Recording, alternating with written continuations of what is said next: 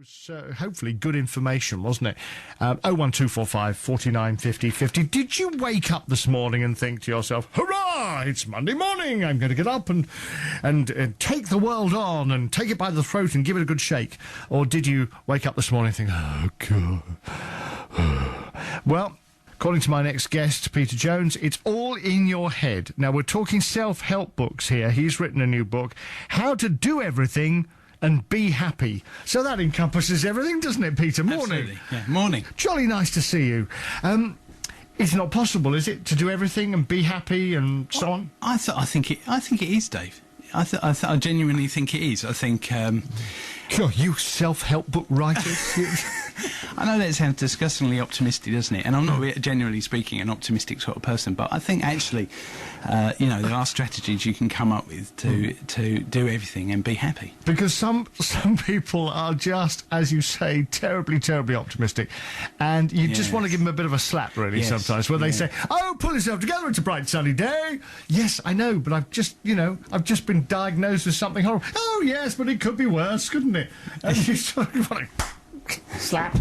Yes, that's true. Yeah, I'm not really one You're of those. You're not like people. that. No, not really. No, I'm just a normal, everyday run-of-the-mill kind of guy with normal things going on in my life. So I'm not really your typical self-help book author. Why did you want to write a self-help book then? I didn't sort of think, oh, you know what I'll do today? I think I'll sit down and write a self-help book. What happened with me was, much of my working life, the last sort of 15 years, has been spent working in credit card banking, helping the banks to make far more money than that. Yes, that's topical, isn't it? Shall I let him out the studio, or shall I just keep him here for you and you can pop round? Yes, sorry, carry on. No, I was a fix-it man. I was a solutions person. They used to get me in to sort things out or to make things happen and that sort of stuff. And so what I did, I spent my day coming up with solutions, coming up with strategies and that sort of stuff. And then coming up for 5 years ago, I had a bit of life-changing experience. And my wife, who I'd been with for 3 years and 3 months, she passed away suddenly. And when that sort of thing happens, that really makes you sort of take stock of your life and make you question absolutely everything. And one of the things that occurred to me, or the conclusions that I came to was, I wasn't actually that happy. I should have been. Because you were earning good money? I was earning good money. I had an excellent job, but I wasn't really happy. I'd had lots of happy moments, and most of them down to my wife. But it wasn't on my default setting. It wasn't like a low level of happiness. And I thought to myself, I've got to do something about this. I'm 40 now, for goodness sake. And so I started doing what I've always done, the only thing I know how to do, which was start, making strategies, coming out with solutions. So you applied your business world to your personal world? Yes, basically, yeah. Right. And I didn't know whether that would work, but it was worth a try. And 4 or 5 years later, friends are sort of saying to me, this is nuts, but it's obviously working. You ought to write this down. And so one day I actually did. I actually started writing it down. So what are the secrets? I mean, how do you do this? How do you... Take note of this. Everybody, take note of this. How do you make yourself happy? John, for example, we were both talking about John while that last piece of music was playing. John phoned us earlier, and I hope he's still listening. I know he was driving along in his car, and he stopped his car to speak to us. And he's in a situation, he had a fantastic business, which seems to be having huge difficulty. He said he's lost 80% of his trade. He used to have an income of $500,000 a year, but he's got all the liabilities that go with it. And you were listening to John, weren't you? I was. Yeah. I have to say, when you hear somebody say, I was on $500,000, and, your sympathy does tend to evaporate slightly. But at the same time, like you said, he's in a £500,000 house, and he's presumably, got to get... But he's got to pay for it. He's got to pay for all those things, well, I think the first thing is that he's focusing on the wrong thing. He's focusing on the fact that he's down 80% on his £500,000 income, well, I mean, in the book, the first chapter is only there because people expect it to be talking about why we're not happy. But the rest of the book is it's not about how to get rid of the things that make you unhappy. It's about how to get the things into your life that make you happy. So why aren't we happy? Because we're more affluent as a society than we've probably ever been. We've got an NHS system that we complain about, but hey, it'll stop us from dying with any luck. Well, I think that in the book I say there's 3 things, there's 3 reasons for unhappiness in my mind, and these are Peter Jones's 3 things. Yeah. You know, you can carve up everything in the world into however you like, but I've carved them up in this particular way. And I think the first reason is people have a lousy work-life balance, where work just takes over, and at the end of the day they come home. It is who we are, isn't it? Work is who we are. Yeah, that is kind of our nature, really. Yeah. The second thing is that a general sort of lack of control. I think you can get to a certain stage in your life where everybody and everything seems to have a say in how your life is run, be that kids, be that elderly relatives, be that the job, whatever. You can begin to feel like a little bit like a ping pong ball in a washing machine, being pushed from one place to another. And the third reason is external forces. You know, this is a very English self-help book. It's not very American, and it really does start to point the finger. So good. Yeah, well, it's a bit of a change, isn't it? So you know, external forces. So you know, your boss, or you know, the people you have to work with, or that idiot who cut you up on the motorway this morning, or you know, that's the third reason why people feel unhappy. Yeah, and what can we do about it, though? But I think that's the wrong way of looking at it. Is that trying to 4 or 5 years ago when I started this journey, that was the first thing I did. I thought, well, how do I eliminate all the things that make me unhappy? And I very quickly found out that eliminating unhappiness doesn't lead to happiness. If you take all the things out of your life which make you unhappy, you don't end up happy. Right. The secret I've found is to first of all figure out what you actually want your life to be like, and then to start turning and pointing your life in that general direction. If you look at the book, the way that the book is structured, it attempts to get you very quickly sort of doing things that make you more happy. So the first thing I actually do is I actually show people how to carve out time in their days, because it's amazing how we cram our lives full of stuff, most of which doesn't really make us very happy. And the first thing I do is show people how to get that time back and start carving out time for themselves. Yeah. The second thing I start showing people to do is how to work out what they want and how to start doing all those things which they've always promised themselves that they'll do. For instance, I don't know, you might watch television and you might say, oh, look, you know, there's that place looks lovely. I'd love to go there, you know, one day. And then one day. That's it. One day never when comes, does it? When I retire. That's it. Yeah. It never comes. So the one thing that the loss of my wife taught me is that you have no idea how many days you've got left.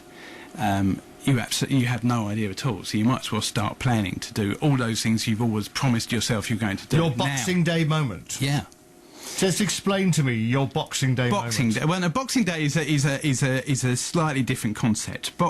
You've read a little bit about Boxing Day, have you? Well, Boxing Day, when my wife was alive, well, before I met my wife, Boxing Day was always a rerun of Christmas Day. Does that happen in your house? We would have another roast dinner. When we were very young kids, we would have another round of presents. And then my wife came along and she said, well, actually, no, let's have Boxing Day, just you and me. And we used to open a bottle of champagne, and we used to watch some rubbish television, you know, some Christmas movies, and we would look at our presents from the day before, and we would roast some chestnuts and eat Christmas leftovers and all that sort of stuff. And that was our Boxing Day.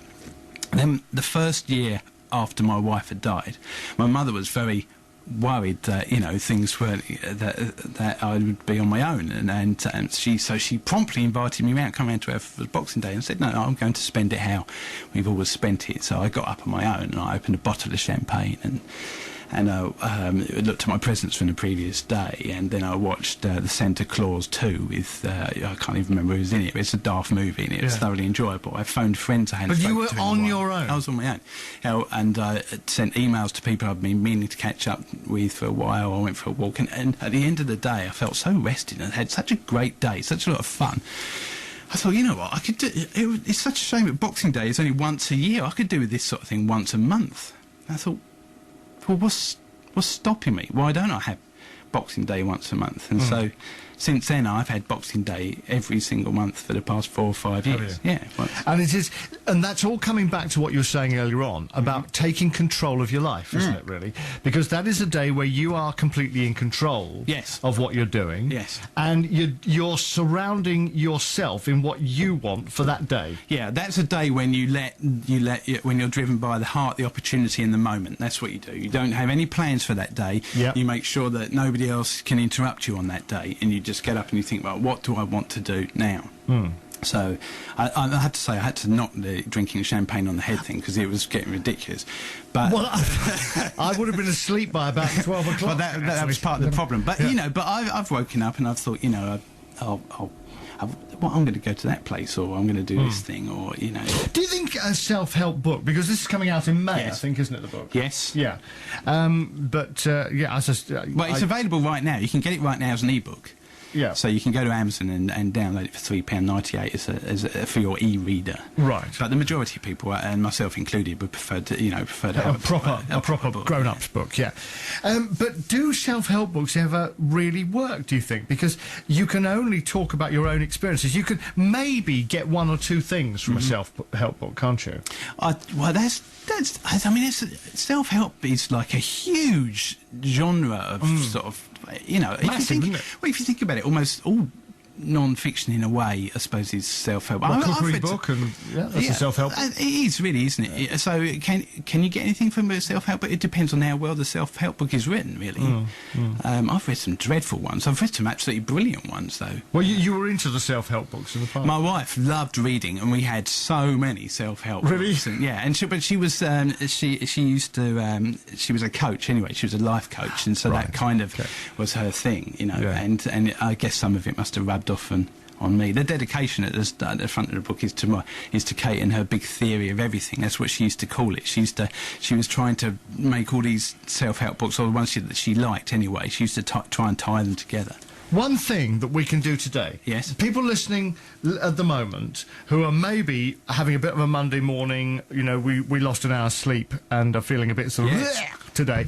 What is the one thing that they can do today that you've got from your experience that may help them? I would say the one thing, and it's the most important thing, and it sounds like a glib answer, but it really is it's the one thing I've realised over the 4 or 5 years. The most important thing is to figure out what is it that you want. Just keep asking that question. What do you want?